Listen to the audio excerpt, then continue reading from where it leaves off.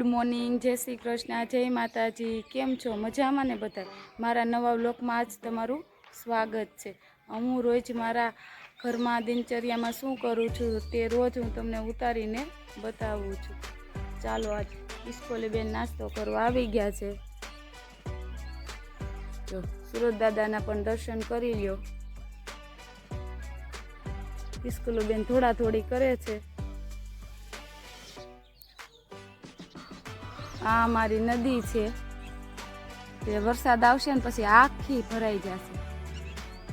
અમારી ઘરની પાછળ જ નદી છે। આજે નાસ્તામાં બનાવવાના છે આપણે બટેટા પૌવા। મસ્ત મસ્ત પૌવા બનીને તૈયાર થઈ ગયા છે ને તેમાં હવે આપણે નાખી દઈશું દાડમ। બાજુમાં ચા બનાવવા મેલી દીધી છે। કોને કોને ચા ભાવે છે તે આવી જજો।